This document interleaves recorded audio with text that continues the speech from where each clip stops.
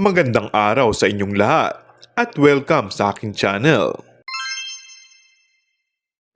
Kasal na raw o secretly married na si Coco Martin sa aktres na si Julia Montes.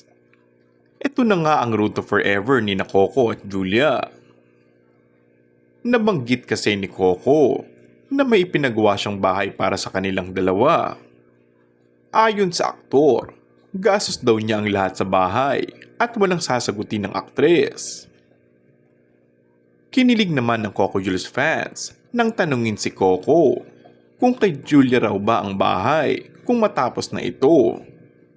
Ngumiti lamang ang primetime king. Kuwento ng kapamilya aktor, ine-enjoy lang muna nila ngayon ang journey kung ano man ang meron sila ngayon. At siniguro niyang nasa pinakamasayang bahagi siya ngayon ng kanyang buhay. Komento ng netizens, napakaswerte niyo sa isa't isa. Sana kayo na talaga hanggang sa huli. Aabangan namin dumating yung time na aminin niyo na kasal na kayong dalawa. Grabe, goals talaga tong dalawa na to. Parang walang ka-toxic-toxic ang relasyon nila. Loyal fans since walang hanggan. I'm really so proud of you both. Deserve niyo lahat ng blessings na dumarating sa buhay niyo.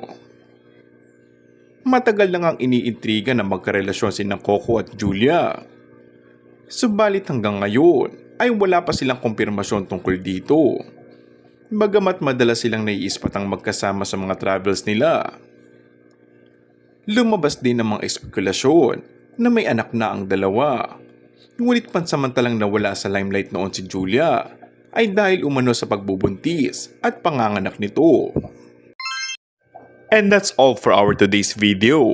Kung bago ka lang sa aking channel ay mag-subscribe at pindutin na rin ang notification bell. Maraming salamat!